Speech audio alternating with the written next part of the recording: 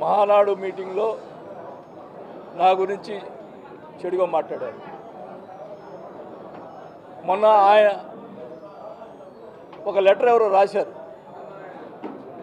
వాళ్ళకి సంబంధించిన మనిషే, వాళ్ళ ఇంట్లో తిరిగే మనిషే లెటర్ రాస్తే అది కూడా హైదరాబాద్లో ఉండి అక్కడ నేను రాపించాను అన్నట్టుగా మాట్లాడాడు, ప్రెస్లోనే మాట్లాడారు. అప్పటికి మెదకును ఉన్నా. నేను అడుగుతా ఉన్నా, ఆ రాసిన వ్యక్తిని పట్టుకున్నారు, పట్టుకొని ఇంటికి తీసుకుపోయి అసలు నిజంగా ఆ రకంగా రాసిన వాళ్ళని ఎవరన్నా ఇంటికి తీసుకుపోతారా? ఇంటికి తీసుకుపోయి రాజీ చేసుకోవడం అనేది ఎక్కడైనా జరుగుతుందా?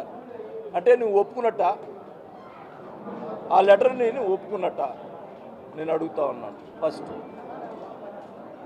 ఇదంతా నా వ్యక్తిగతం చెప్తున్నాను, నా పార్టీకి సంబంధించింది కాదు. నేను అధికారులు ఉన్నప్పుడు డ్వాక్రా గ్రూపులకు సంబంధించి అదే మెహ్మాలో సంబంధించి అవినీతి జరిగింది. 100 కోట్లు దాదాపు తినేశారు.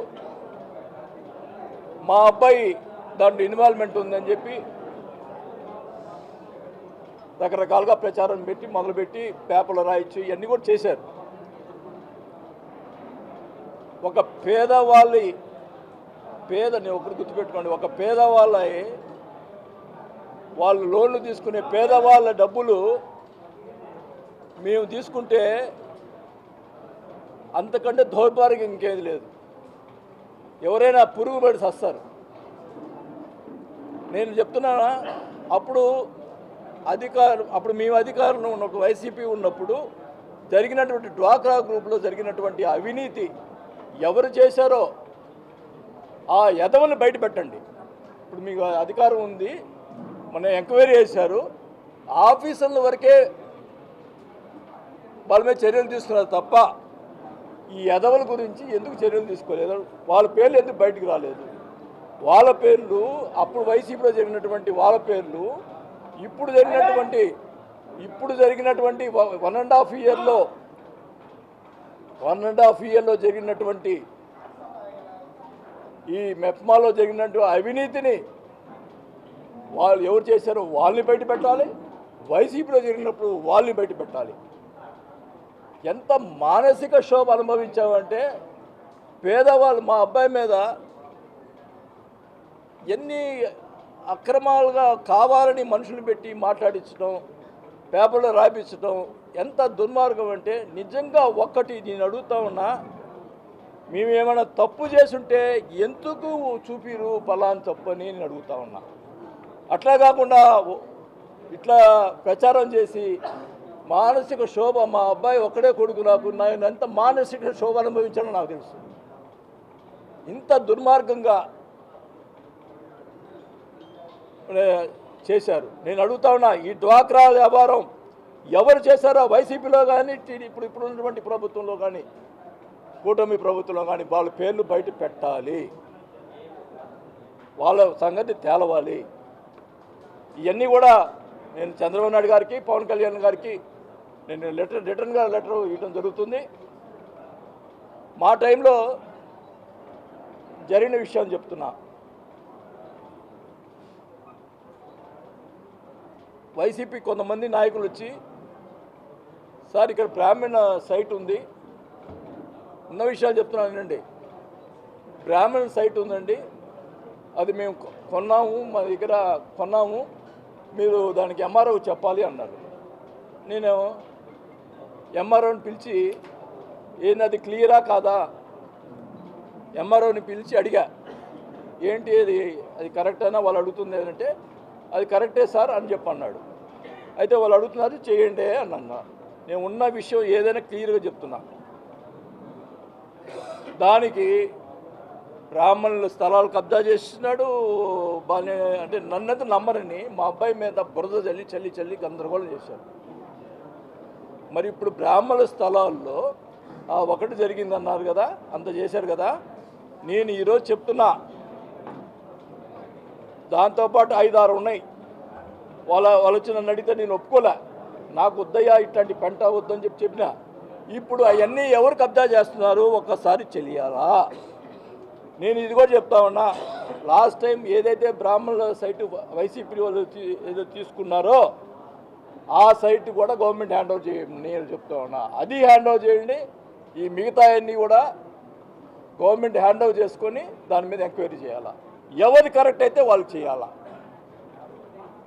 నేను ల్యాండ్ విషయంలో ఇట్లా కొంతమంది ఏదో చేస్తున్నారని చెప్పి ఈ రాష్ట్రంలో ఎవరు చేయని విధంగా సిట్ వేసిన మొదటి ఎమ్మెల్యే నేనే, గుర్తుపెట్టుకోండి. సొంత నియోజకవర్గంలో సిట్ వేశారు. సిట్ వేస్తే ఆ సిట్లో చాలామంది కంప్లైంట్స్ ఇచ్చారు. డిస్ప్యూట్స్ ఉన్నటువంటి ల్యాండ్లు ఉందమ్మా, డిస్ప్యూట్స్ ఉన్న ల్యాండ్ కంప్లైంట్లు ఇచ్చారు. ఆ కంప్లైంట్లు సంబంధించి ఆ సిట్లో ఎవరైతే కంప్లైంట్స్ ఇచ్చారో ఇద్దరి మధ్య డిస్ప్యూట్స్ ఉంటాయి, అవి ఇప్పుడు పరిష్కారం చేస్తున్నారు. ఇద్దరిని కూర్చోబెట్టి ఏ రకంగా పరిష్కారం చేస్తున్నారో నన్ను ఎంతమంది ఫోన్ చేసి సార్ మీరు ఏంది మాట్లాడలేదని చెప్పి మాట్లాడుతున్నారు. నేను జనసేన పార్టీని నా ప్రశ్నించే పార్టీ ఇది, అందుకని ప్రశ్నిస్తున్నా. ఐ వాంట్ మాకు మొత్తం మీద క్లారిటీ కావాలి. ప్రజల కోసం ఏమేం చేస్తా, ప్రజలు ఈరోజు భయపడుతూ ఉన్నారు. మాకు ఎక్కడ కబ్జా జరుగుతుందో ఇంకా చాలా ఉన్నాయి, ఏమేమి కబ్జా జరిగినాయో మొత్తం లిస్ట్ ఇస్తాను. మొత్తం కూడా చంద్రబాబు నాయుడు గారికి ఇస్తాను. ఎందుకంటే మానసిక శోభ అనుభవించా. మళ్ళీ 1.5 సంవత్సరం నేను కామ్గా నేను హైదరాబాద్లో ఉంటే అప్పటికి నన్ను గెలుగుతానే ఉన్నారు. ఎందుకు నేను గెలిగించుకోవాలా, నేను ఎందుకు ఊరుకోవాలా? నేనేం తప్పు చేశాను? కాబట్టి తప్పు చేసిన వాళ్ళు బయటపడాలా. ఇంకా ఈ డ్వాక్రా కానీ ఇది కానీ ఇంకా చాలా ఉన్నాయి. ఇసుక నేను చెప్తున్నాను, వైసీపీ పార్టీలో ఇసుక అనేది ఎక్కడైనా టచ్ చేసామా మేము? ఈరోజు చంద్రబాబు నాయుడు గారు పుణ్యాత్ముడు, ఆయన ఫ్రీగా ఇచ్చాడు, ఇసుక ఫ్రీ అని చెప్పన్నారు. మరి ఇక్కడ ఏం జరుగుతుంది? ఏం లూటీ జరుగుతుంది ఇక్కడ? ఇది ఏం న్యాయం ఇది?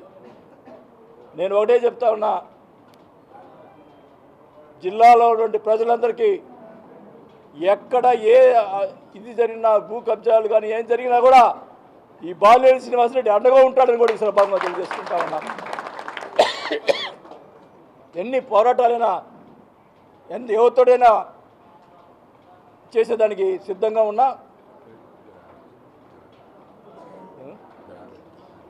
ఇప్పుడు గ్రావెల్ కానీ ఇసుక కానీ ఎవరు చేస్తున్నారో ప్రజలకు ఒకసారి తెలియజేయాలి. వెంచర్లు ఏం జరుగుతున్నాయి, బ్రాహ్మణ వెంచర్లు ఎవరు వేస్తున్నారు, ఎవరు తోలుతున్నారండి? ఈ గ్రావెల్ ఎక్కడి నుంచి తోలుతున్నారండి? సరే, ఇవన్నీ జరుగుతూ ఉన్నాయి. మేము చేయకపోయినా మా మీద బురద చల్లారు. ఈరోజు